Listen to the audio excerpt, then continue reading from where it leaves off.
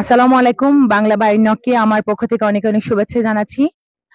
ষষ্ঠ উপজেলা পরিষদ নির্বাচনের আমি একজন মহিলা ভাইস চেয়ারম্যান পদপ্রার্থী এবং আমার মার্কা হচ্ছে সেলাই মেশিন মার্কা।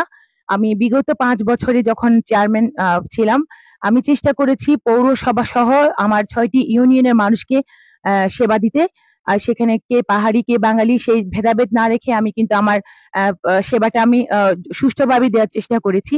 এছাড়াও যেহেতু আমার পৌরসভাতে ৯টা ওয়ার্ড সহ আমার ৬টি ইউনিয়ন আছে, জীবতলী, বন্দুকভাঙা, বালুখালী, মগবান, সাবছড়ি, কুতুবছড়ি।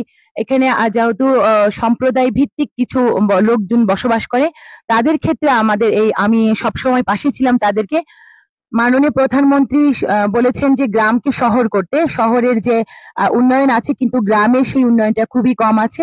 সেই উন্নয়নকে ত্বরান্বিত করতে আমার প্রচেষ্টা আছে, অব্যাহত থাকবে। বিশেষ করে নারীর ক্ষমতায়ন এবং আমাদের যেহেতু পাহাড়ের একটা ব্যাপার আছে, এই প্রেক্ষাপটে ভৌগোলিক অবস্থানের কারণে এখানে পানির সমস্যাটা খুবই বিশেষ কারণ হয়ে দাঁড়িয়েছে।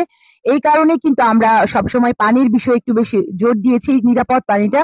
এছাড়া সরকার যারা ইউনিয়ন পর্যায়ে ঘর দিয়েছে, একই সাথে তাদের সাথে একটা পানির নিরাপদ পানির ব্যবস্থা করে দিয়েছে।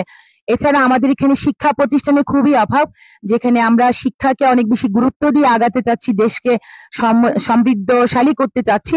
সেখানে কিন্তু শিক্ষার খুব একটা প্রভাব কম পড়ে। এই জন্য যে আমরা এখানে শিক্ষা প্রতিষ্ঠান গড়ে তুলবো এবং আমরা শিক্ষায় আলোকিত করে জনগণকে এবং যারা শিক্ষার আলোকে পরিস্ফুটিত করে দেশকে এগিয়ে নিয়ে যাবে তাদেরকে এই সেবাটা আমি দেওয়ার জন্য চেষ্টা করব।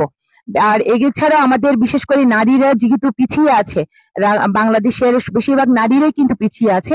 এই নারীর ক্ষমতায়নকে একটু পরিবর্তন আনতে এবং নারীর ক্ষমতায়নকে 100% রূপ দিতে আমার সেই প্রচেষ্টাটা অব্যাহত থাকবে এবং আগামীতেও চাই যারা জনগণ আমাকে সমর্থন দিয়েছেন, আমি জনগণের পাশে থেকেই আমি যেন কাজ করতে পারি এবং সকলে আমাকে যেন সেই সহযোগিতা করেন। ইতিমধ্যে আপনারা জেনে গেছেন যে আমাকে বিপুল জনগণের সহযোগিতায় কিন্তু এবং তাদের সমর্থনে আমি নির্বাচনে নেমেছি এবং আমি সেই সমর্থনটা সত্যিকার অর্থে আমি যেন কাজ করতে পারি, সেই সহযোগিতাটা আমি জনগণের কাছে চাচ্ছি। ধন্যবাদ সকলকে।